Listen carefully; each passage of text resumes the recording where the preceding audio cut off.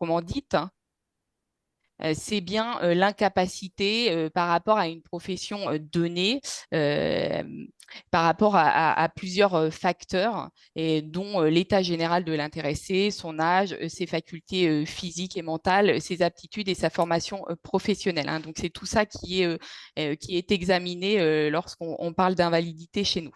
Donc, le versement d'une pension d'invalidité fait suite soit à une stabilisation, de l'état de santé, qui arrive après souvent un arrêt de travail, soit à l'expiration des fameux 3 ans d'indemnité journalière, c'est ce qu'on appelle une invalidité à forclusion, soit après une demande directe de l'assuré. Donc, on dit toujours que la pension est attribuée à titre temporaire, médicalement, puisqu'elle peut être effectivement revue, soit dans le cadre d'une révision de la catégorie, soit dans le cadre d'une suppression de la pension d'invalidité si jamais l'état de santé est retrouvé. Excuse-moi, Élise, il y a plusieurs personnes qui disent qu'ils n'entendent pas Ah, dans le chat. dans le chat, d'accord. Alors, Donc, moi, j'ai pourtant augmenté. Je vais essayer d'augmenter un peu plus mon micro. Est-ce que vous entendez une différence?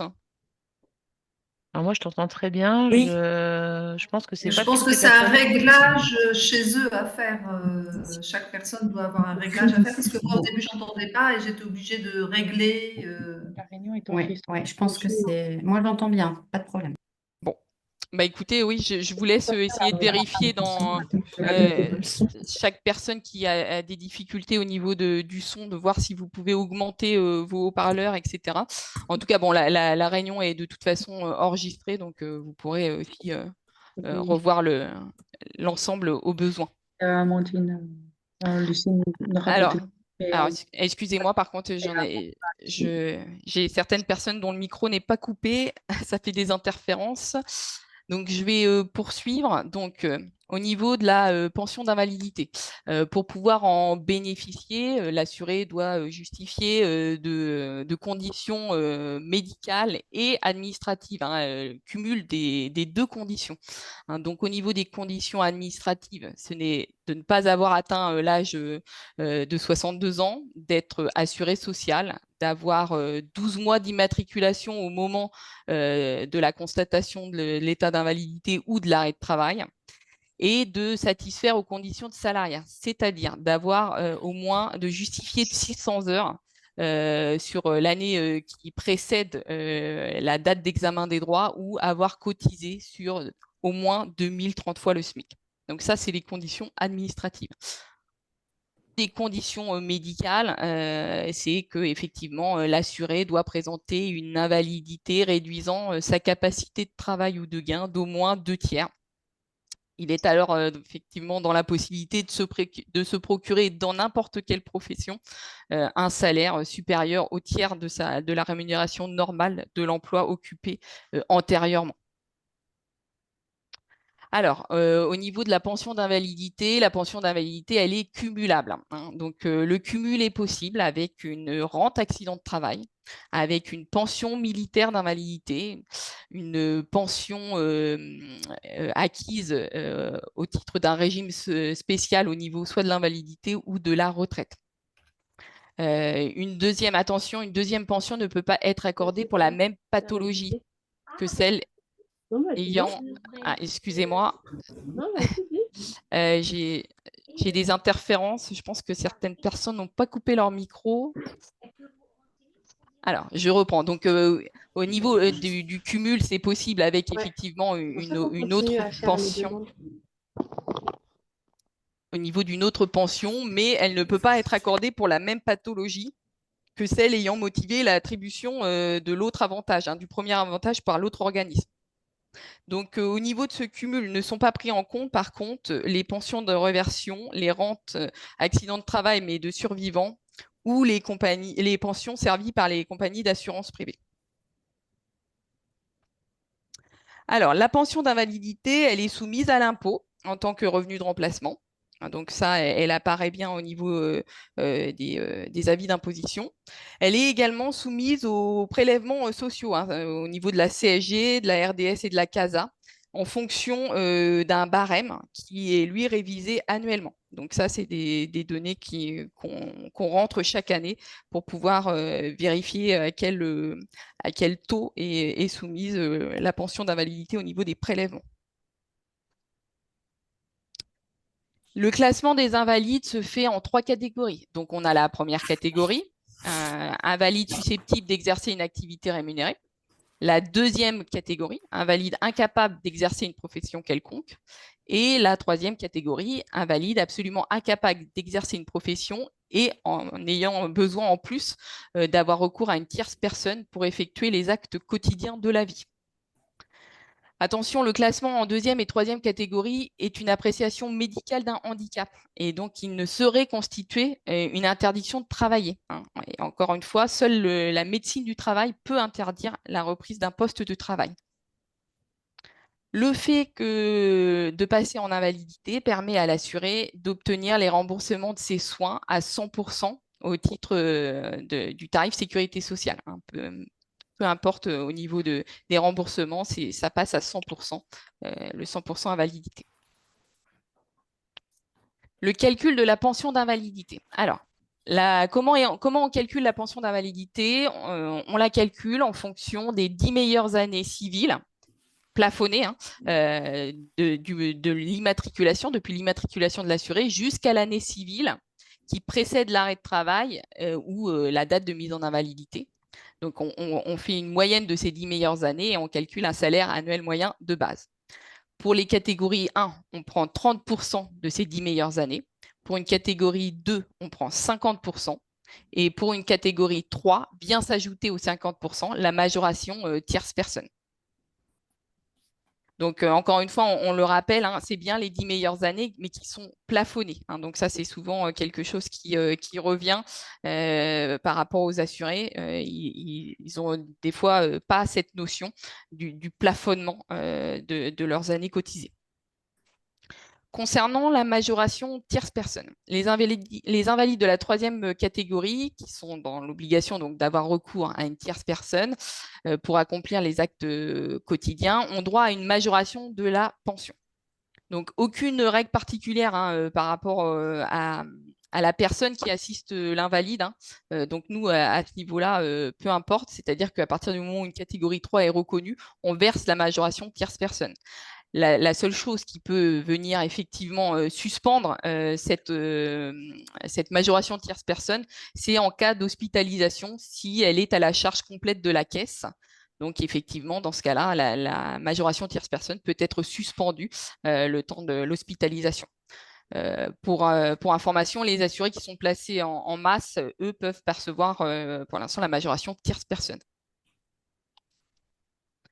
Au niveau de la pension d'invalidité. Alors, sachez que la pension d'invalidité, tout ce qu'on enregistre un jour J n'engendre pas de paiement immédiat, puisqu'effectivement, les paiements se font en chaque début de mois et le paiement se fait à terme échu. Donc, la pension du mois de novembre sera mise en paiement, par exemple, début décembre. On ne peut pas faire de paiement en dehors de ces dates-là. Et lorsqu'on est ce qu'on appelle en validation des paiements, au moment où on lance les paiements en fin de mois, eh bien, on ne peut pas intervenir sur les dossiers. C'est lorsqu'on est ce qu'on appelle en validation globale. Alors, au niveau de la pension d'invalidité, elle est donc cumulable avec une activité salariée. Donc, par contre, la pension d'invalidité peut être suspendue administrativement complètement ou en partie en cas de reprise lorsqu'il y a un dépassement de ressources. Donc ça, c'est des calculs que nous, on fait, puisqu'effectivement, si l'assuré dépasse son seuil de comparaison, la pension peut être réduite ou suspendue. Donc, la réception de la déclaration de ressources sur l'honneur permet de connaître les ressources perçues et c'est ce qui nous permet d'assurer le versement de la pension d'invalidité au bon droit. Donc, les ressources sont calculées en ajoutant les ressources de l'activité professionnelle et aussi, et c'est ce qui est parfois oublié par certains assurés, le montant théorique de la pension, la pension qui est attribuée. On ajoute donc le cumul de son activité salariée à la pension brute théorique. Et donc, la comparaison s'effectue soit en fonction de ce qu'on appelle le salaire trimestriel moyen de comparaison, le STMC x 4, qui correspond au salaire de la dernière année civile d'activité avant la mise en invalidité. C'est soit ce seuil-là qui est retenu, soit le salaire annuel moyen de base, hein, qui correspond aux 10 meilleures années d'activité et qui a servi de base au calcul de la pension. Donc, on choisit le mode de calcul le plus favorable à l'assuré. En cas de dépassement de ressources sur la comparaison annuelle, puisque effectivement chaque comparaison de ressources est annuelle, la pension est réduite à hauteur de 50% du dépassement constaté. Elle peut donc être réduite ou suspendue en fonction du montant de la pension servie. Les ressources perçues plus la mention brute théorique ne doivent pas dépasser de toute façon soit effectivement le seuil comparaison de l'assuré, soit au maximum de toute façon 1,5 plafond annuel de la sécurité sociale, hein. Donc là pour 2024, le plafond annuel à 1,5 est à 69 552. Donc ça c'est le maximum qui peut être autorisé au niveau du seuil de comparaison.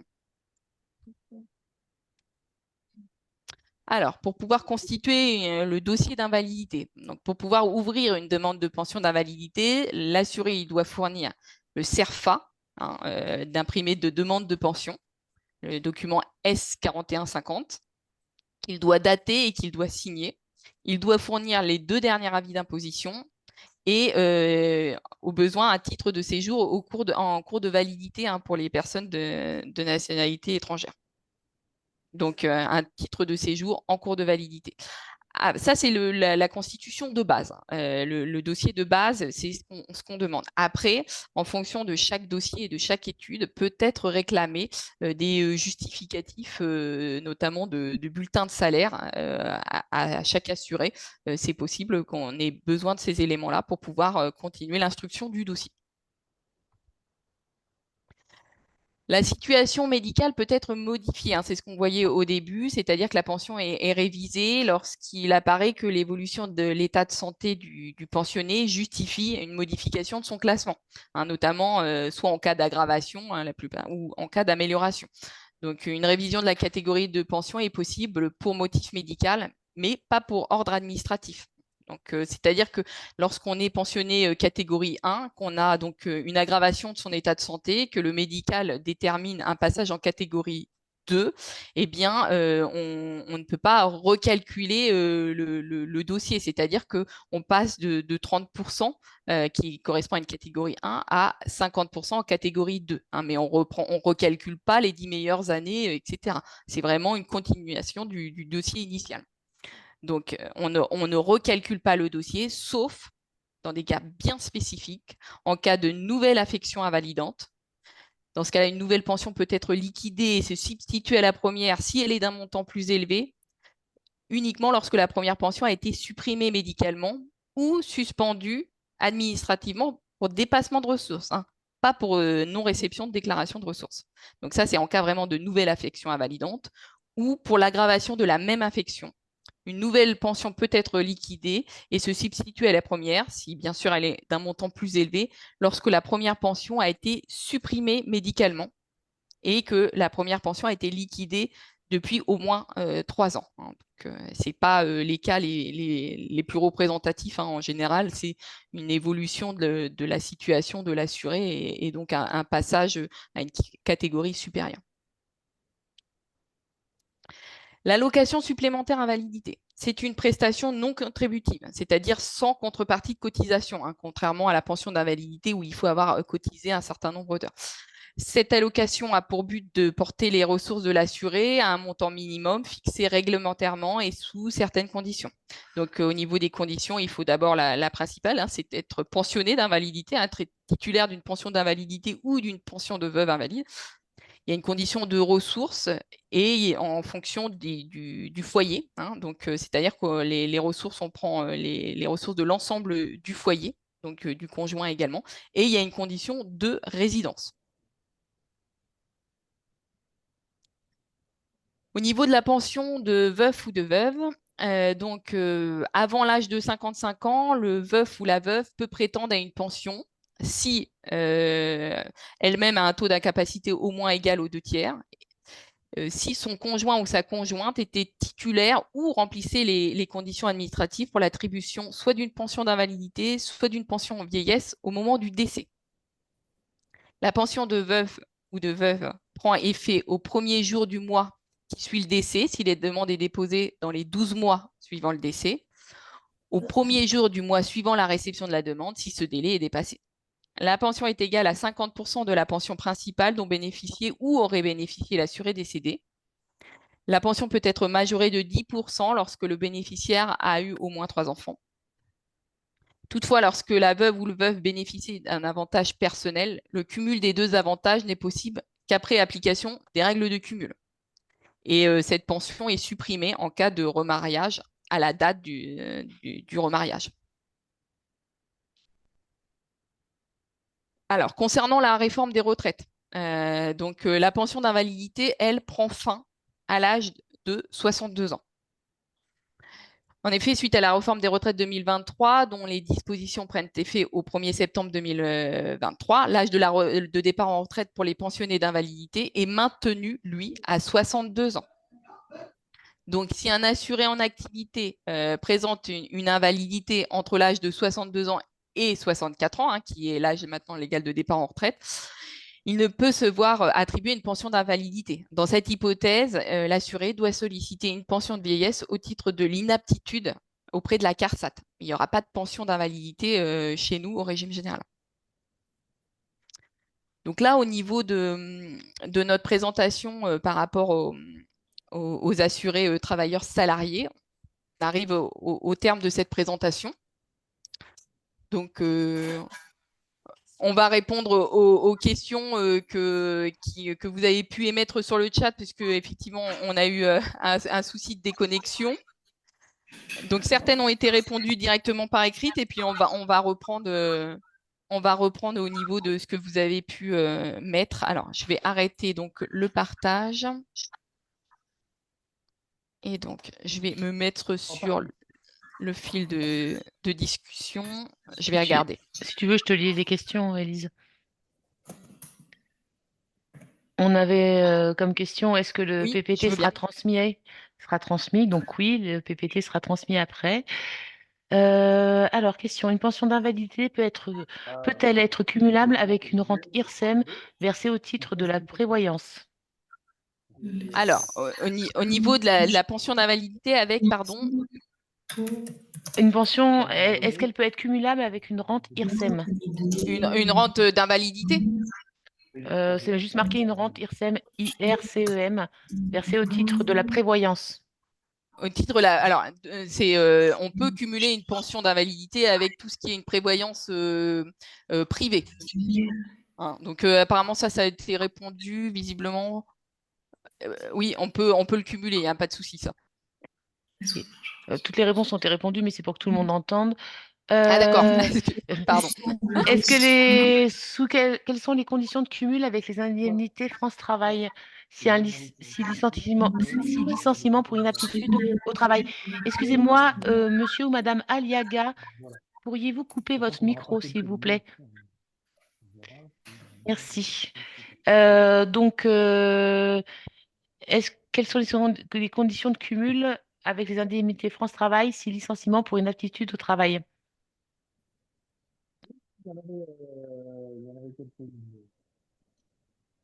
Élise, on t'entend plus, ton micro est coupé. Ah, pardon. Alors, excusez-moi. Donc, au niveau des Pôle emploi, c'est ça? Oui, France Travail, Donc, les conditions de alors, cumul. France Travail, donc de toute façon, c'est soit eux ils font le décompte au niveau de la pension, soit ils sont au courant que l'assuré est pensionné d'invalidité. Dans ce cas-là, les allocations Pôle emploi sont déduites et dans ce cas-là, nous, on ne les prend pas en compte. Et si elles ne sont pas déduites, nous, on les prend en compte dans la règle de cumul. Et on avait comme question comment connaître le montant des plafonds. Alors, après, c'est sur les J-France, on a les plafonds au niveau des montants. Le montant minimum de la pension, etc. Ok, on avait une autre question sur Les indemnités France Travail. Du coup, la pension d'invalidité n'est pas cumulable si en catégorie 2 la personne a retravaillé et qu'elle perçoit plus en catégorie 2 que par l'art. Alors, pardon, je vais reprendre. Si la prise en charge, En fait, si la personne, elle est en catégorie 2 en pension d'invalidité, qu'elle a retravaillé, oui. si elle perçoit plus avec sa pension d'invalidité en catégorie 2 quand elle revient au chômage, c'est la validité qui prend le relais au lieu du chômage. C'est la question. Ah, au niveau du calcul du chômage. Non, le calcul du chômage, il est fait par Pôle emploi, le calcul du chômage. Non, Nous, non, c'est pas ça. C'est si la personne, elle se retrouve au chômage. Elle avait une catégorie 2. Elle a travaillé, elle se retrouve à nouveau au chômage. Elle oui. a le droit à une allocation de retour à l'emploi, mais que cette allocation de retour à l'emploi est moins élevée que la catégorie 2. Qu'est-ce qui sera versé? Elle percevra l'allocation de retour à l'emploi ou sa invalidité catégorie 2. Ah bah, on fera la règle de cumul dans ce cas-là. On prendra en compte, si Pôle emploi recalcule ses indemnités chômage et qu'il ne prenne pas en compte le fait qu'elle ait une pension d'invalidité, dans ce cas-là, nous, on les prendra en compte. Et par contre, à l'inverse, si le Pôle emploi recalcule ses indemnités chômage en prenant en compte le fait qu'il y ait une pension d'invalidité, dans ce cas-là, le montant sera versé par Pôle emploi sera moins important. Et dans ce cas-là, nous, on ne déduira pas le chômage, en fait. Donc, c'est soit eux le prennent en compte pour le calcul. Si ce n'est pas le cas, nous, on le prend en compte dans la règle du cumul. Ok, question suivante. Sur la prise en charge des actes à domicile, plafond ou pas, et sur tous les actes, ménage et jardinage compris? Sur les actes à domicile, Oui. donc nous, au niveau des actes à domicile, on n'intervient pas là-dessus, hein. Nous, les actes à domicile, moi, quand je parle de la majoration tierce personne, c'est ce que je disais. Donc, on verse, si vous voulez, quand on est en catégorie 3, une majoration, puisque ça veut dire que la personne en catégorie 3 a besoin d'une tierce personne. Après, peu importe, nous, on ne va pas voir qui fait cette action, on verse la majoration, hein. Après, peu importe si c'est la femme de l'assuré qui prend en charge ses actes ou si c'est une auxiliaire, etc. Nous, on verse et après, peu importe. La seule chose qui pourrait suspendre la majoration de tierce personne, c'est en cas d'hospitalisation aux frais de la caisse. Et après, pour les actes de ménage, jardinage, nous, on ne rentre pas en ligne de compte du tout, hein. Question suivante. Bonjour, le médecin peut faire une demande de pension d'invalidité pour un fonctionnaire? Alors, au niveau nous, on gère uniquement les fonctionnaires non titulaires. Donc, tous les fonctionnaires qui sont titulaires, c'est la CNRACL qui gère la demande de pension d'invalidité. Question suivante. Comment connaître le montant théorique de la pension? Donc, ça, c'est indiqué le montant le montant théorique de chaque assuré est notifié sur la notification qui est versée qui est pardon, envoyée à l'attribution. Question suivante. La majoration trias personne est identique pour tout le monde? La majoration tierce personne, oui. Question suivante. Lorsqu'on fait une demande d'âge pour une personne qui ne peut pas ouvrir droit à la pension d'invalidité car elle n'a pas les conditions de cotisation, la CAF demande une attestation de refus de pension d'invalidité. Or, sur le site Amélie, il est indiqué qu'il est inutile de faire une demande si on ne remplit pas les conditions. Comment faire pour éviter de perdre du temps avec cette démarche? Alors, le problème, c'est qu'effectivement, si vous voulez, c'est des assurés qui ne peuvent pas bénéficier d'une pension d'invalidité puisqu'ils n'ont pas cotisé le nombre d'heures nécessaires, mais il faut faire quand même une demande de pension puisque la enfin, la pension d'invalidité prévaut sur la hache. Donc, ils sont obligés pour pouvoir verser la hache à taux, au bon droit de faire valoir leur droit à pension. Donc, on n'a pas le choix, on ne peut pas contourner cette étape. Question suivante. Si le salarié travaille après 62 ans, comment cela se passe-t-il pour la pension d'invalidité? Alors, au niveau il y a des dérogations possibles pour pouvoir continuer à bénéficier du maintien de sa pension après l'âge de 62 ans, mais il y a des conditions bien spécifiques, dont une activité effective et pas un maintien aux effectifs, mais une activité effective continue, hein, puisque effectivement, on doit vérifier cette condition tous les mois et justifier d'un contrat de travail. Bah après, c'est des questions assez pointues. Il ne faut pas hésiter à ce que les assurés nous questionnent et qu'on puisse répondre au niveau du dossier individuel, en fait, hein. Question suivante. Quelle est la différence entre AH et pension d'invalidité?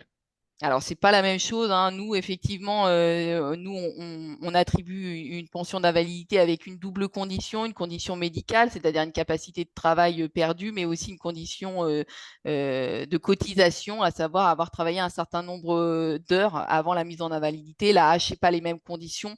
Après, la CAF sera plus à même de donner les conditions pour pouvoir y prétendre. Question suivante. Pour la pension invalidité 3 et la majoration tierce personne, à quelle fréquence a lieu la réévaluation? Est-elle automatique? Alors ça dépend du service médical, hein. Nous, on n'est pas décisionnaire là-dessus. Donc, effectivement, on n'a pas connaissance, hein, de la fréquence ni de la réévaluation. Faut-il être en arrêt maladie pour faire une demande de pension d'invalidité? Pas forcément, hein, c'est ce qu'on disait au départ, c'est-à-dire que soit la pension d'invalidité fait suite à un arrêt de travail, et dans ce cas-là, on parle d'invalidité par stabilisation ou forclusion au bout de 3 ans, mais elle peut être à l'initiative de l'assuré. Et si la personne est au chômage? Il peut aussi en faire une demande, puisque après, à partir du moment où il est dans le chômage, au moment où il fait la pension d'invalidité, il peut y prétendre également. Quel est le délai moyen d'attribution d'une pension d'invalidité? Alors, il y a plusieurs facteurs, hein, entre le moment où nous, on reçoit une demande et le moment où le service médical statue, que nous, on fasse une demande de pièces, etc. C'est lié aussi au service médical et à la convocation des assurés.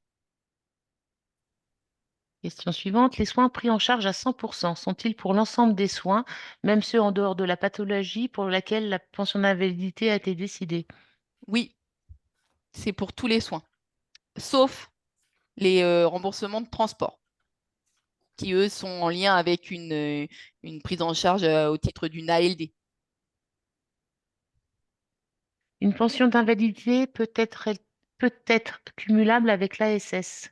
Oui, ça rentre dans les règles ça ne rentre pas en ligne de compte, l'ASS, dans la règle de cumul.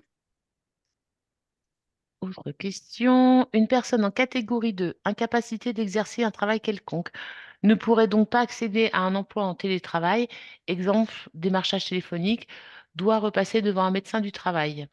Non, alors c'est ce qu'on disait, hein, ce qu'on évoquait en début de réunion, c'est-à-dire que c'est la catégorie, c'est une appréciation d'un handicap, hein, appréciation médicale d'un handicap, mais ça ne peut constituer une interdiction de travailler. Seul le médecin du travail, lui, peut dire il y a pas la possibilité de poursuivre telle activité ou de faire telle activité. En ce qui concerne le calcul de pension, qu'en est-il des personnes issues du public pour les années retenues? Alors, donc, niveau nous, on calcule ce qu'on appelle une pension coordonnée en réintégrant donc le régime général, le RSI, la MSA, Cavimag et c'est tout. Par contre, pour tout ce qui est les années au titre de la fonction publique, eh bien, c'est une pension autre qui doit être calculée. Quel est le montant maximum d'une pension d'invalidité plafonnée? Alors, au niveau des chiffres, pension maximum d'une pension d'invalidité, donc ça change, hein, à chaque revalorisation.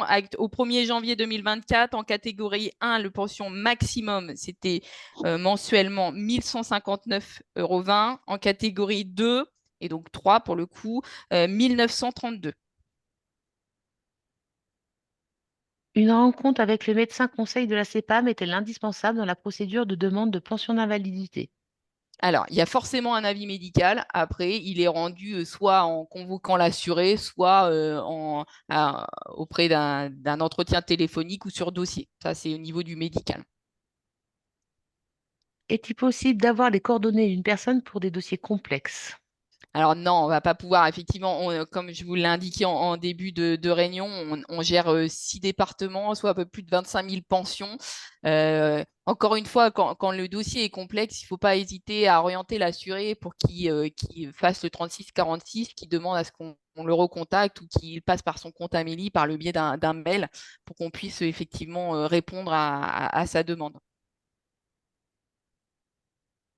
Question suivante, on a déjà répondu. À quel Oui. moment une pension d'invalidité peut être révisée ou supprimée? Qui fait la demande? Y a-t-il des contrôles?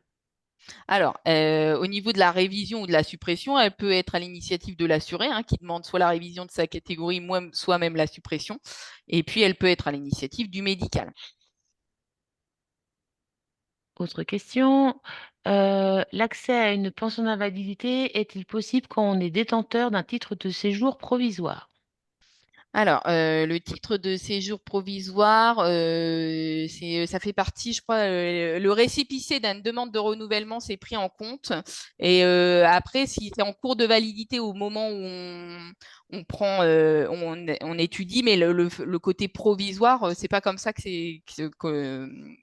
c'est vraiment un titre valide. Après, il y a des dates dessus, mais donc si il est en cours de validité au moment où on fait la demande de pension, c'est suffisant. Y a-t-il un cumul possible avec l'AH selon le montant de la pension d'invalidité? Oui, il y a un possible cumul entre la pension et la hache. Dans ce cas-là, lorsque l'assuré est titulaire d'une pension d'invalidité, la CAF recalcule le droit à hache. C'est une AH différentielle. Comment est calculé le montant de la majoration MTP. tierce personne? Alors, c'est pas calculé, c'est une allocation forfaitaire. Excusez-moi, Samsa 4103, pouvez-vous couper votre micro, s'il vous plaît? Merci beaucoup. Euh, alors, si je comprends bien, une demande de pension d'invalidité peut être sollicitée pour une personne sans passer par une indemnisation journalière CEPAM avec arrêt maladie, notamment lorsqu'une personne relève d'une catégorie 3 avec incapacité d'autonomie suite à un accident de santé grave et irréversible. Oui, elle peut être, la demande de pension peut être à l'initiative de l'assuré sans arrêt avant. Est-il possible de cumuler majoration tierce personne et PCH? Alors, PCH, je ne sais pas. Je ne sais pas. En tout cas, nous, la majoration tierce personne, elle est versée en cas de catégorie 3 et en cas de non-hospitalisation. Donc, nous, après, il n'y a pas de règle de cumul. Il faudrait voir avec la prestation en question. La PCH est versée par la MDA, donc il faudrait voir avec la MDA pour Mm. leurs règles de cumul. Peut-on cumuler pension d'invalidité et pension de réversion? Oui, elle n'est pas Euh, prise en compte, la pension de réversion, dans la règle du cumul, lorsqu'il y a une pension d'invalidité. Donc, il n'y a pas de souci. Avez-vous besoin de la notif de PCH, aide humaine de la MDP, enfin de la MDA, pour attribuer la MTP? Non. Quel délai d'obtention pour recevoir l'attestation de refus de pension d'invalidité? Alors nous, quand il y a un refus qui est notifié par le médical, lorsqu'on a l'avis médical de refus, on notifie dans les 48 heures. Pourquoi faire les déclarations de revenus lors d'une suspension administrative de l'invalidité? Alors, parce que la suspension administrative, elle peut être temporaire et lorsque les ressources changent ou que les plafonds changent également par décret, la pension peut être à nouveau versée. Donc, il est important que le dossier soit à jour, même si à un moment donné, la pension est suspendue. Pour faire une demande ou besoin de renseignements, qui doit-on questionner? Eh bien, après, nous, il faut passer par l'assuré, c'est-à-dire que l'assuré, s'il a une demande sur son dossier, il passe par le 3646 ou par son compte Amélie pour pouvoir nous contacter et qu'on puisse y apporter une réponse. Tu as répondu en même temps à la question suivante. La MTP peut-elle être perçue après la retraite? Alors, après, nous, c'est plus, en tout cas, c'est plus de notre ressort. Il faudrait voir avec la CARSAT sous quelle forme elle est versée. Pour des questions spécifiques, nous avons un partenaire facilement contactable autre que le 3646. Alors non, effectivement, c'est toujours le 3646 ou le compte Amélie. Peut-on faire une simulation de pension d'invalidité? Alors non, on ne fait pas de simulation de pension d'invalidité, effectivement. Ensuite, la question du certificat médical. Chaque personne est-elle convoquée par le service médical de la CEPAM? Alors encore une fois, hein, c'est soit effectivement le service médical convoque la personne ou fait une étude par dossier ou par entretien téléphonique. Question suivante. Si je comprends bien, avec une pension d'invalidité, si une hospitalisation intervient pour une autre pathologie, la prise en charge sera de 100%? Alors au niveau des frais d'hospitalisation, il y a quand même tout ce qui reste à la charge. Tout ce qui En fait, le 100%, c'est 100% au titre de la sécurité sociale. Tout ce qui reste à la charge, comme le forfait journalier, etc., ça reste de mise, hein. Le 100% sur le remboursement des soins continue à la retraite ou s'arrête? Non, ça continue, effectivement. C'est pour ça qu'on parle de retraite pour inaptitude. La personne qui fait la demande de pension d'invalidité doit-elle avoir travaillé dans les 12 mois précédant la demande? Alors après, là, on rentre dans du cas spécifique, puisqu'effectivement, il y a des maintiens de droit possibles, mais dans l'idée, c'est ça. C'est-à-dire qu'il faut avoir 600 heures dans les 12 mois qui précèdent la mise en invalidité. Mais encore une fois, il y a des cas bien spécifiques, notamment lorsqu'il y a des arrêts, du chômage, etc. Donc ça, c'est une question qui est à répondre au cas par cas en fonction de chaque assuré et chaque dossier. Lorsqu'une personne est en arrêt de travail, si elle demande une pension d'invalidité à son initiative, est-elle automatiquement refusée sur le plan administratif? Oui, effectivement. C'est-à-dire que lorsqu'on fait une demande de pension d'invalidité alors qu'on est en arrêt, eh bien, elle est considérée comme irrecevable par le médical. C'est eux qui peuvent déterminer à quel moment ils étudient les droits à pension, hein, puisque c'est pour ça qu'on fait une irrecevabilité lorsque l'arrêt est en cours.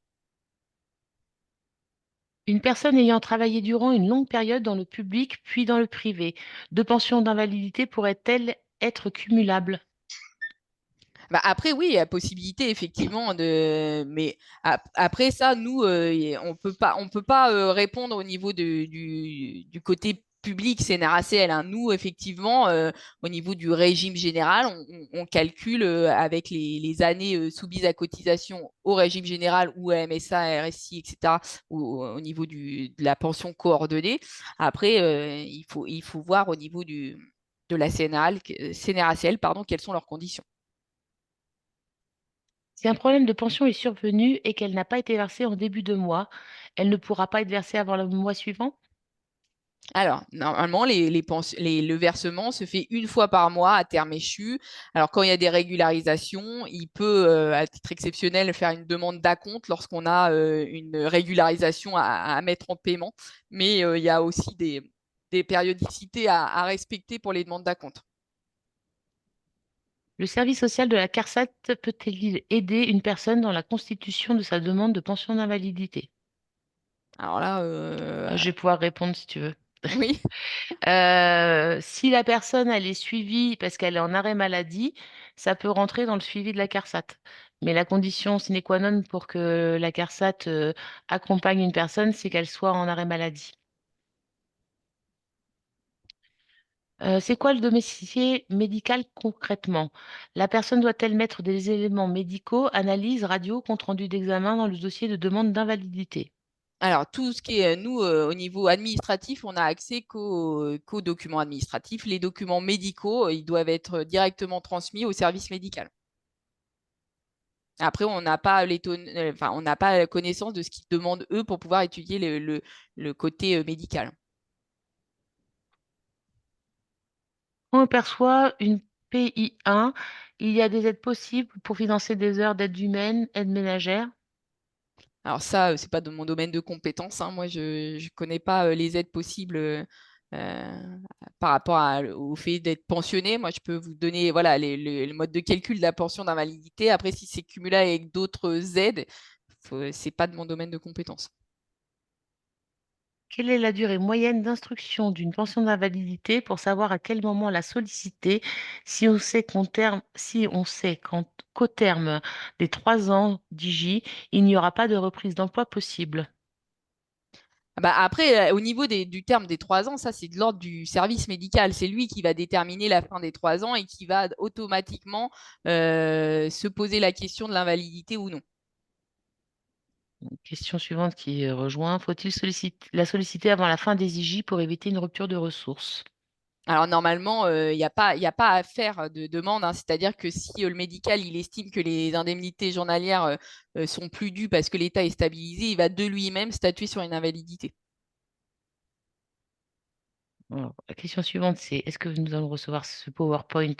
Oui, il sera envoyé dans quelques jours à tous les partenaires de toutes les caisses de la région.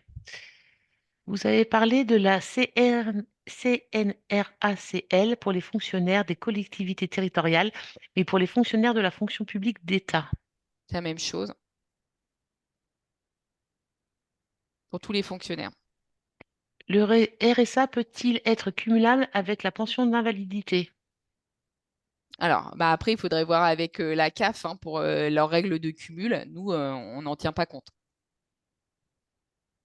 Est-ce que la procédure pour une demande de pension d'invalidité est la même pour les travailleurs indépendants que les salariés? Eh bien, vous allez pouvoir faire le point avec mes collègues tout à l'heure ils vont pouvoir présenter juste après leur procédure. Bah, c'est parfait, c'était la dernière question du chat. Ah Donc, bah, elle tombe à propos. Alors, c'est ça. je vais pouvoir passer la main à nos collègues du, euh, des travailleurs indépendants. Je vais donc leur laisser la main. Merci Sylvie. Merci à toi. Bonjour à tous, donc Camille Zari, je représente le CNITI, je suis manager au CNITI à Laval, le CNITI pour le Centre national invalidité des travailleurs indépendants. Je suis accompagné également de Sandra Lévesque qui est référente technique avec nous. Bonjour à tous. Est-ce que la personne qui est l'administrateur de la réunion peut représenter le PowerPoint, s'il vous plaît? Oui, je peux vous le remettre à disposition. Ou alors je partage un écran et je vous montre. Enfin, c'est le même, on a le même, on a juste mis nos diapositives à la suite du vôtre. Après, je peux le faire défiler si ça vous arrange, il n'y a pas de souci. Eh ben, allons-y. On peut faire comme Alors, ça. Comme ça, allons-y. la main dessus. Et je vous demanderai de passer la page si besoin. Très bien. Alors, concernant les spécificités des travailleurs indépendants, on a fait assez court parce qu'en fait, il y a quand même beaucoup de similitudes dans les conditions entre les pensions TI, les pensions donc, travailleurs indépendants et travailleurs salariés. Pour les travailleurs indépendants, on parle beaucoup des TI. On va essayer de faire le moins d'abréviations possible pour ne pas vous perdre. Et on a essayé de focaliser notre petite présentation sur les choses qui vont différer entre les deux régimes. Premièrement, sur les conditions administratives. La première, idem, c'est de ne pas avoir atteint l'âge légal de départ à la retraite, donc c'est bien 62 ans. Il faut être assuré social, avoir 12 mois d'immatriculation au moment de l'arrêt de travail et satisfaire aux conditions de cotisation. On a donc deux situations qui vont se distinguer. Comme pour les travailleurs salariés, en ce qui concerne les travailleurs indépendants, il y a une première situation où il y a des indemnités journalières maladie, donc des IJ en cours au moment de la demande d'invalidité. Dans ce cas, les conditions d'affiliation sont considérées comme remplies pour un assuré travailleur indépendant. Ça va, donc c'est assez rapide. Si un travailleur indépendant touche des IJ, on considère qu'il a suffisamment cotisé, donc il ouvre droit à une pension d'invalidité. C'est que l'étude a été faite en amont chez les PE. Voilà, ça veut dire qu'en amont, le service prestation espèces qui verse les IJ a déjà mené une étude de conditions de cotisation. Donc, pour nous, ça va très vite de statuer là-dessus. Néanmoins, ce n'est pas parce qu'il touche des IJ qu'on va tout de suite lui verser sa pension. Il faut qu'on arrive à la fin des IJ. Donc, comme pour les TS, on envoie un courrier de non-recevabilité. Et ensuite, même si les conditions administratives de cotisation sont remplies, il faut aussi satisfaire les conditions médicales. Donc, l'assuré se verra convoqué par le médecin conseil de son. Alors, rassurez-vous, il n'a pas besoin de venir à l'aval. L'assuré est convoqué par le médecin conseil de sa caisse.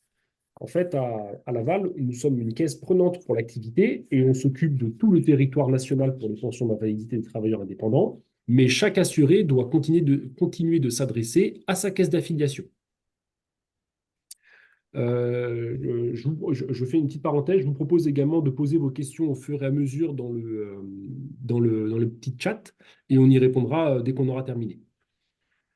Donc ça, c'était la première condition de cotisation. La deuxième, c'est que l'assuré nous fait on reçoit une demande de pension, soit de la part de l'ENSM, soit de la part de l'assuré directement, et il n'a pas d'indemnité journalière. Donc, on va devoir étudier ces conditions de cotisation. Donc, l'assuré doit être affilié depuis au moins 12 mois de date à date, et on tient compte des périodes d'affiliation éventuelles à un autre régime que le régime TI, le régime général ou la MSA, par exemple. Et on doit également rechercher les conditions de cotisation. Est-ce que vous pouvez passer à la diapositive suivante, s'il vous plaît? Alors, le service administratif, donc nous, on vérifie si l'assuré a suffisamment cotisé. Il doit avoir cotisé sur un revenu d'activité annuel moyen qu'on appelle le RAM, R-A-A-M, au moins égal à 10% de la moyenne annuelle des plafonds de sécurité sociale. Et ce, sur une période qui couvre les 3 années civiles précédentes, précédant la date de demande de la pension. Donc, une personne qui fait une demande de pension en novembre 2024, on va étudier de novembre 2023 à novembre 2024, de 2022 à 2023 et de 2021 à 2022. Alors, pour se rendre compte, on calcule par la main. On a sur Scapin, le logiciel métier, on a un petit bouton qui s'appelle le bouton ACOS. Et on clique dessus. Alors, quand ça fonctionne, on clique dessus et on doit trouver, on sait immédiatement si la personne a suffisamment cotisé ou non. Alors, je vous dis oui. Est-ce qu'on peut avoir la diapositive suivante, s'il vous plaît? Par contre, là, c'est quand il s'agit. Il suffit de vous dire une phrase, c'est 64. Allô? Est-ce qu'on peut passer à la diapositive suivante?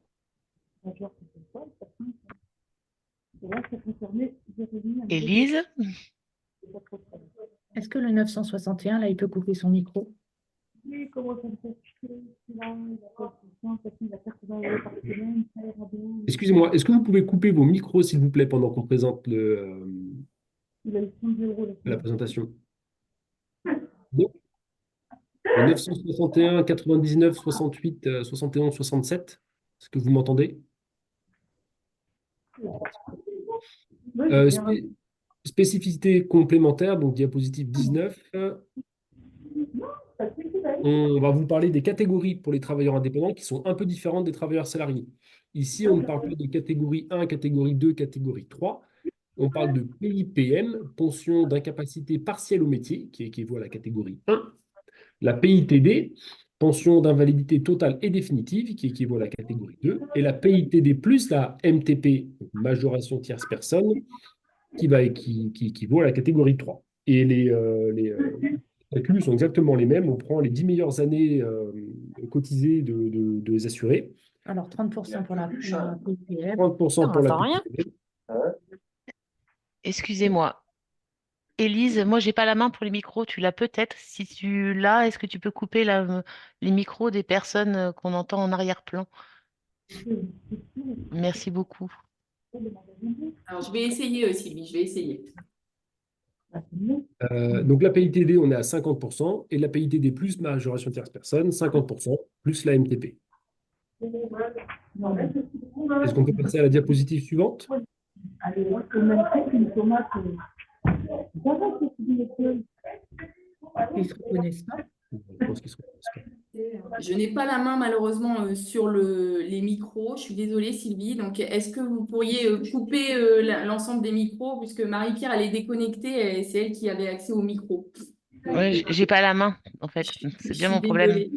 Moi non plus. Est-ce que vous pourriez tous couper vos micros pour qu'on puisse entendre correctement nos collègues des travailleurs indépendants, s'il vous plaît? Merci. Je vous laisse la main. Alors, pas forcément moins cher, mais au moins, Excusez-moi, on vous entend. là, c'est moins cher. Oui. Excusez-moi. On vous entend discuter et c'est compliqué pour qu'on puisse animer la réunion.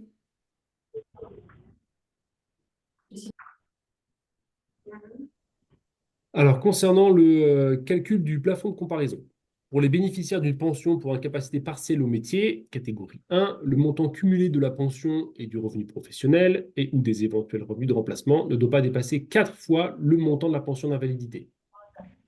Et en ce qui concerne la PITD, la catégorie 2, le cumul ne doit pas dépasser 2,4 fois le montant de la pension d'invalidité.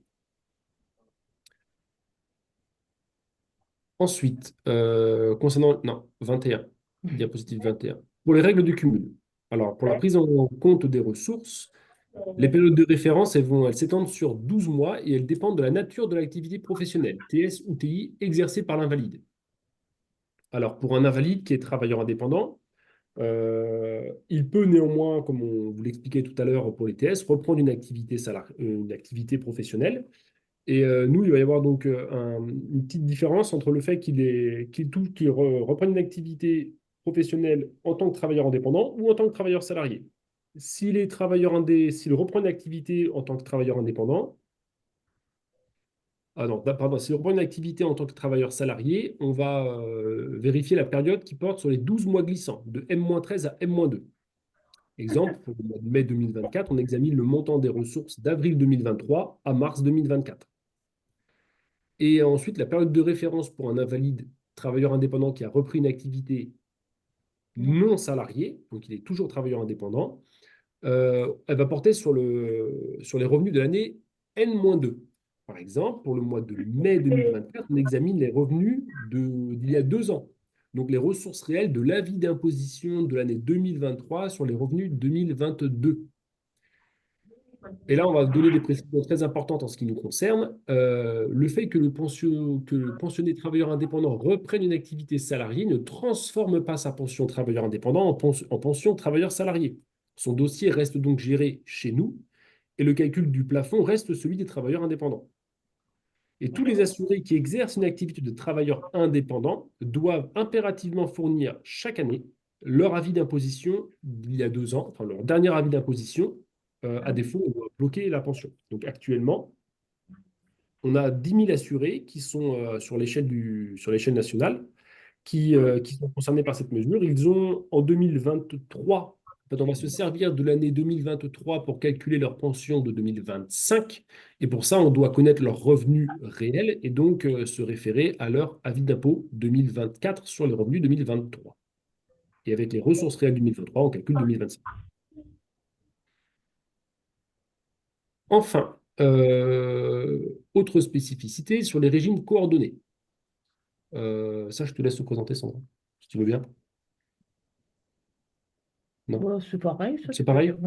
Donc, on a les régimes qui vont être concernés par cette coordination, sont le régime général, les MSA, les travailleurs indépendants, donc c'est ex-RSI, nous, la CRPCEN et les CAVIMAC. Donc, lorsque l'assuré a eu plusieurs parcours, une seule pension doit être calculée. Il s'agit de la pension coordonnée. Et de la même façon, on prend les 10 meilleures années, qui sont les 10 meilleures années qui sont prises en compte, tout régime confondu.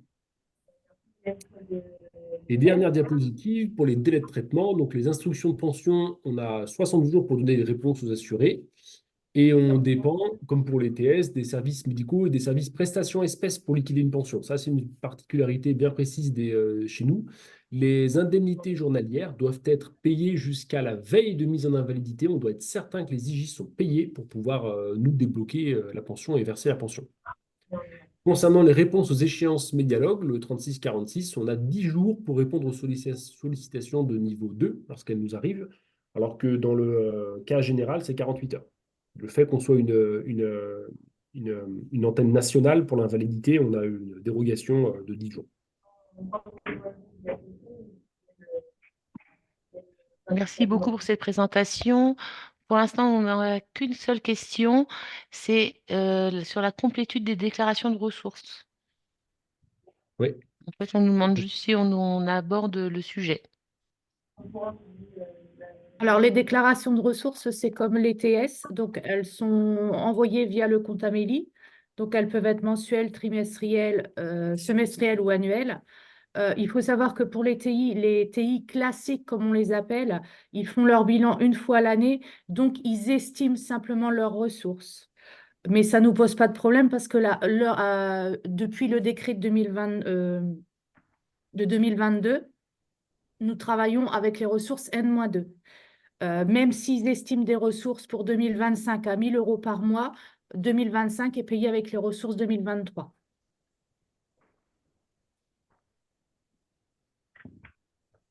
Merci. Je n'ai pas d'autres questions dans le chat. Ah, c'est bon, il y en a une. Qu'est-ce qui conditionne la périodicité des déclarations de ressources? Donc, c'est le système SCAPA. On n'intervient pas, nous, sur la périodicité. C'est le système. Alors, c'est vrai que tout ce qui est déclaration mensuelle, alors c'est beaucoup les articles 51 chez nous et 67 chez les TS, pour ceux qui bénéficient de la pension après l'âge légal de départ en retraite. Tous les 3 mois, c'est beaucoup les personnes qui sont bénéficiaires de l'ASI et tout ça. Les semestriels, c'est où il n'y a pas beaucoup de dépassement de ressources. Et les annuels, c'est quand il n'y a pas du tout de ressources. Les indépendants qui ne cotisent pas, les auto-entrepreneurs, comment cela se passe-t-il? Ça, je ne comprends pas. Alors, les indépendants, il faut savoir que les indépendants, il y a 2 catégories. Il y a les TI classiques, les travailleurs indépendants classiques qui cotisent, mais qui déclarent leurs revenus une fois l'an par leur bilan, suite à leur bilan comptable. Et les auto-entrepreneurs ont des déclarations mensuelles et trimestrielles auprès de l'URSSAF.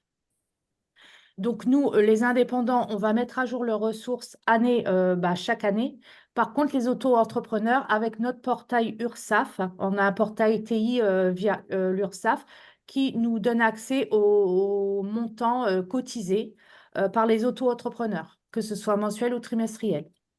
Après, est-ce que la question portait plutôt sur sur le calcul des droits, peut-être? Est-ce qu'on peut avoir des précisions sur cette question, les indépendants qui ne cotisent pas, les auto-entrepreneurs, comment cela se passe? Parce que c'était pas très précis. Ouais.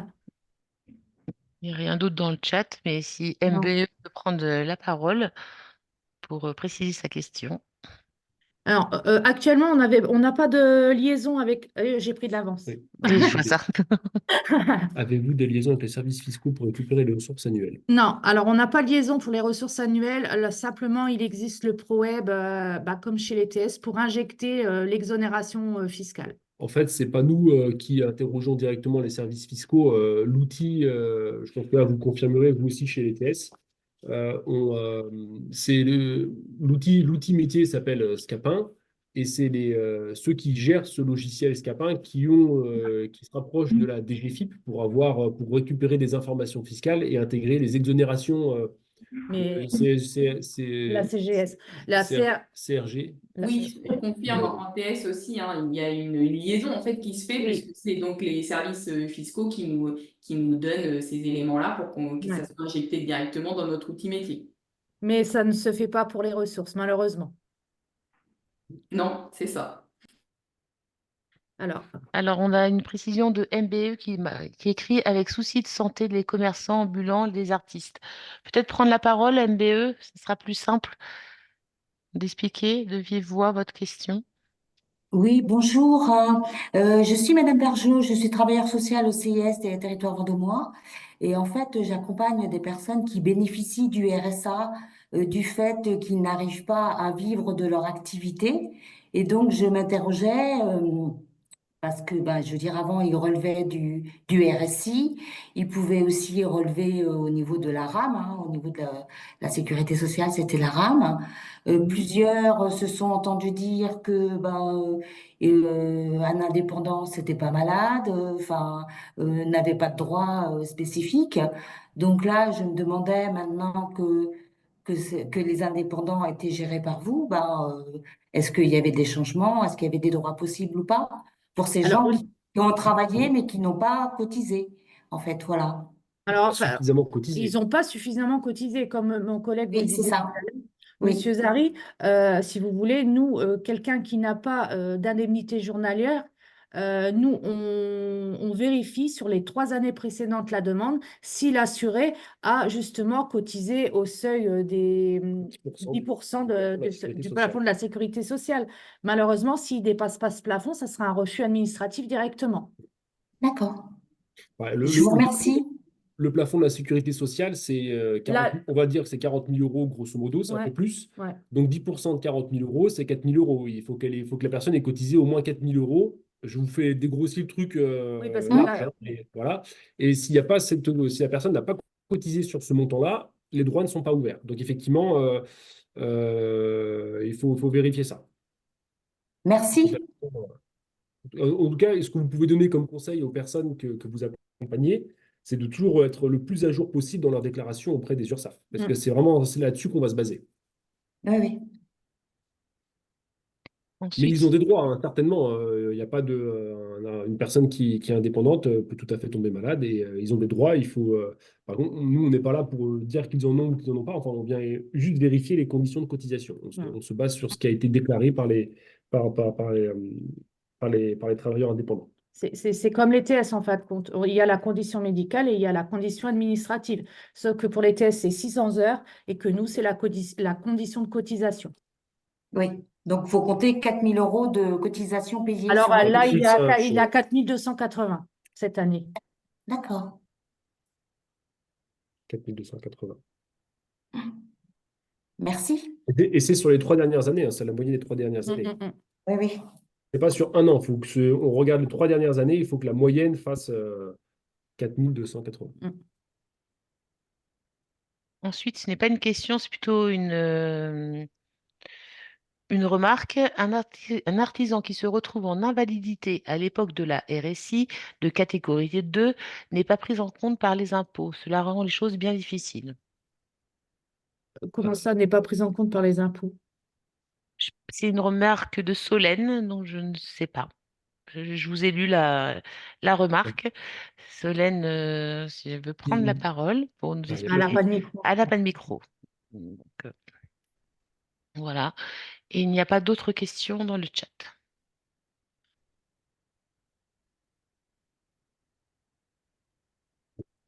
Il n'y a plus du tout de questions. On a répondu à toutes vos interrogations sur l'invalidité. Bah là, une fois de plus, par rapport aux indépendants, en tant que professionnel, est-ce qu'il nous est possible d'avoir une ligne d'un professionnel quand on a une situation vraiment très complexe ou est-ce qu'à nouveau, il faut passer par le portail et Amélie? Alors, nous, on a une boîte mail, mais simplement pour les cas en rupture de paiement. Sinon, il faut passer par le 36 46. D'accord. Oui, Parce que c'est bon, c'est pas facile pour une personne d'exprimer ses difficultés de santé et sociales à travers un portail numérique, vous voyez. C'est pour Oui. ça. C'est en fonctionnant avec un appel téléphonique, même si la personne après ne suit pas la demande, mais qu'a juste un aspect technique, hein, ben, ça, ça crée une autre relation. Alors, normalement, les CARSAT, les assistants sociaux des CARSAT doivent pouvoir accompagner également les travailleurs indépendants dans leur démarche invalidité, comme pour les TS. Euh, D'accord. Et après, eux, les CARSAT peuvent, si nécessaire, en fait, nous contacter et on a des moyens de leur expliquer et leur expliquer un peu comment fonctionnent les choses. Autrement, comme effectivement c'est une législation qui est peu connue, on a créé cette année, il a été créé à la demande de la CNAM, il est en cours de finalisation. Donc ça ne va pas concerner les CARSAT, ça va plutôt concerner les plateformes téléphoniques, les PFS, qui vont pouvoir en fait s'inscrire à une formation en e-learning pour pouvoir mieux connaître la législation invalidité et mieux répondre aux assurés. C'est pour peut-être les aider. Merci. Autre question, il y en a d'un nouveau dans le chat. Donc oui, le diaporama sera fourni. On nous repose la question sur un problème de pension est survenu et qu'elle n'a pas été versée en début de mois. Elle ne pourra pas être versée avant le mois suivant. La personne n'a pas entendu la réponse. alors, bah, c'est comme Élise. S'il y a un rappel en cours, on peut faire exceptionnellement un acompte. C'est la même chose, on fonctionne de la même façon. Et comme on a une un délai pour pouvoir Oui. saisir les acomptes qui est un peu plus restreint que Comme- les travailleurs salariés, comme on est sur une. On doit gérer avec les dates de validation globale de tous les pôles tram de 106 départements. Généralement, considérer qu'à partir du 15, 18, 16, 17 même du mois, ça devient plus difficile de verser des c'est acomptes. difficile, oui. Question suivante. Dans le Loir-et-Cher, le lieu pour la visite médicale. Donc, je pense que personne n'a la réponse ici, Ah, je mais sais pas. Alors, nous, on est à Laval, donc là, je ne sais pas. oui, et nous, on est en Eure-et-Loire. Donc, on se renseignera et on mettra la réponse dans la fac. On vous joindra un question-réponse, en fait, avec les réponses écrites, toutes les questions qui auront été posées aujourd'hui. Excuse-moi, Sylvie, je prends la main, donc c'est Marie-Pierre. Oui, Pour les visites médicales, il faut s'adresser au service médical de la caisse d'affiliation. Donc là, en l'occurrence, le Alors, la 41. pièce de rattachement, oui. Je vois pas. C'est forcément la convocation, la visite médicale, ça sera là. Hein. oui, ça sera dans le Oui, Loir-et-Cher, exact. mais le lieu où ont lieu les visites, on pourra le mettre, en fait, l'adresse dans la Alors, c'est à question-réponse. Blois, C'est la CEPAM de d'affiliation. Blois. Là, 45, 41. Mm. Les services médicaux, ils sont rattachés au CEPAM, donc c'est forcément là. Ok, question suivante. Pour le 41, pouvons-nous passer par la plateforme solidaire et partenaire en cas de question, demande de pension d'invalidité? Personnellement, je ne connais pas la plateforme solidaire et partenaire. Il n'y en a Non, pas dans mais le... c'est pour le 41, donc pour l'arrivée des demandes, c'est pareil. Donc c'est non pour les travailleurs salariés que répond Élise, mais on posera la question au 41. On nous demande la boîte mail pour les ruptures de paiement pour les TI. Alors ça, c'est une boîte mail qui est envoyée en interne entre partenaires uniquement. On la communique au CARSAT, on la communique aux autres pôles tram pour qu'on puisse intervenir entre nous. Par contre, après, à ce niveau, on préfère ne pas la divulguer à tout public parce que derrière, c'est ingérable. C'est ingérable, toutes pièces confondues, on reçoit tout et n'importe quoi dedans et ça devient un vrai fourre-tout. Et on peut plus s'organiser avec. On a eu justement des difficultés à répondre à toutes les sollicitations. Donc, on est assez ferme là-dessus. La condition pour pouvoir contacter un service invalidité, ça reste le 3646 qu'on touche une pension. Si on a besoin de renseignements, il faut s'adresser à la CPM locale ou aux accueils et éventuellement au CARSAT et aux assistantes sociales, assistants sociaux. Question suivante. Doit-on transmettre les demandes de pension d'invalidité sur l'espace partenaire? Non. Elles sont envoyées, adressées par courrier pour qu'elles soient bien numérisées et qu'elles arrivent bien sur le dossier de la personne. Et de Euh, la même façon, nous, c'est pas par mail également. Hein. Nous recevons également des demandes de pension par des assistantes sociales. Vu que c'est une boîte mail pour des ruptures de paiement seulement, on leur conseille fortement de passer par courrier à la CPAM de rattachement de l'assuré. Ouais, toujours. En fait, on travaille de la même façon que n'importe quel service de prestation espèce ou les autres services invalidité. Un assuré qui veut faire une demande de pension, il complète le CERFA, il l'envoie à sa CPAM locale, c'est numérisé et en l'espace de 48 heures, souvent, c'est disponible dans nos corbeilles C'est traité. Hein. et c'est traité. Ensuite, on s'y attache très vite. On gagne pas de temps, en fait, particulièrement à passer par une boîte mail directe. Est-ce qu'une personne qui est en arrêt, si elle demande une pension d'invalidité en tant que travailleur indépendant, est-elle également refusée administrativement comme pour les TS?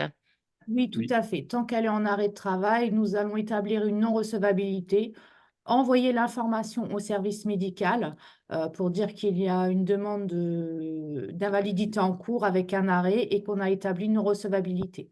C'est notre procédure. C'est la procédure, pareil que pour les TS. Oui. Et ensuite, c'est bien le service médical qui doit prendre attache avec l'assuré en question Mm. pour le convoquer. Alors, soit il attend de le convoquer parce qu'il considère que ça fait trop peu de temps que les IJ ont démarré, peut-être, mais après, c'est le fonctionnement du service médical. Dans tous les cas, c'est le service médical qui reprend contact avec la personne rapidement ou au bout de 3 ans et qui nous donne l'avis médical, un oui ou un non. Si c'est un oui, on étudie les droits. De toute façon, les droits normalement seront acquis parce qu'il y Il est en a, arrêt. il y a, il y a IJ. Et si médicalement on dit non à la pension d'invalidité, bah, nous, ce sera non. Il faut bien qu'il y ait un oui administratif et un oui médical pour toucher la pension. En ce qui concerne les salariés en invalidité catégorie 1, est-ce que les soins pris en charge à 100% comprennent les soins dentaires, soins ophtalmo, compensés, lunettes, problématiques auditives compensées, appareils auditifs, etc. Je crois pas. Ah, ça, c'est pour un salarié. Oui, ça c'est pour Élise la question. Alors, Oui, je- encore une fois, le 100%, c'est le 100% au tarif sécurité sociale, hein. Donc, au niveau notamment des lunettes, hein, je crois que c'est 0 et quelques par verre. Donc, oui, c'est 100% de 0 et quelques. Mais c'est toujours dans le tarif sécurité sociale, 100% du tarif sécurité sociale, hein, quoi qu'il Ah, c'est arrive. de l'appareil, hein, C'est parce pour que ça d'ailleurs qu'on conseille aux assurés de prendre une mutuelle en plus, parce que comme on disait tout à l'heure, le forfait journalier d'hospitalisation n'est pas pris en charge, les frais dentaires, les lunettes, enfin tout ce qui dépasse le tarif sécurité sociale. Donc on sait très bien que c'est très très peu remboursé, donc le reste à charge va rester à la charge justement de l'assuré. Donc il faut vraiment que l'assuré prenne quand même une mutuelle en parallèle. Et de toute façon, maintenant, il existe le 100% santé, c'est-à-dire que le professionnel de santé, que ce soit pour les lunettes ou bien pour un problème, un appareil auditif, il doit proposer aussi pour Bien sûr, hein. Donc, il existe bien ce sûr. 100% santé. Voilà, c'est que le 100% santé, mais si l'assuré souhaite avoir autre chose sur, je sais pas, des options sur CDR ou autre, ce ne sera Ah, pas ça, très. ça sera à sa charge. Voilà, tout à fait. Et si les personnes ont des petites ressources, qu'elles n'hésitent pas à faire une simulation pour la complémentaire santé solidaire pour avoir une mutuelle gratuite ou à peu de frais. Un bénéficiaire du RSA qui aurait les conditions médicales et d'affiliation peut-elle déposer une demande de pension d'invalidité? Oui. Oui. Bah oui, parce que bah, s'il a les conditions médicales et d'affiliation, maintenant, on va faire la recherche des conditions administratives et il peut tout à fait déposer une demande. Quelles sont les voies de recours à un refus de pension d'invalidité? Alors, elles sont indiquées sur la notification de décision que l'on envoie à l'assuré. Là, je ne peux pas vous dire, hein, parce que nous, on a vu 106 Poltram, donc je ne peux pas vous dire chaque adresse, mais les voies de recours sont indiquées sur la notification. Je pense que vous confirmerez, Madame Landmen. Oui, tout à fait, hein, c'est indiqué sur les notifications, donc deux entités, hein, la commission de recours à l'amiable pour tout ce qui est au niveau administratif, quand on conteste l'administratif, et la commission médicale, CMRA, pour tout ce qui est côté médical. Mais tout est indiqué sur les notifications. Les délais, tout. Oui, Et, de mémoire, c'est dans les 2 mois, hein, à la Oui. réception de la notification. et c'était la dernière question du chat. Je n'ai plus rien.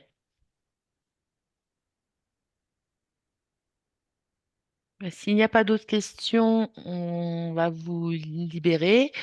Euh, Vous recevrez dans quelques jours un question-réponse. On va noter toutes les questions et toutes les réponses qui vous ont été apportées, comme ça vous les aurez par écrit, plus le PowerPoint. Et si on arrive à faire passer, parce que des fois c'est trop lourd et on n'arrive pas à les envoyer, vous pourrez avoir le replay aussi également. Merci. Bonne fin de journée à tous. Merci, au revoir. Bonne fin de Au journée, revoir. merci. Au revoir. Merci beaucoup. Au revoir. Merci beaucoup, bonne fin de journée. Au revoir. Au revoir. Au revoir. Au revoir. Au revoir.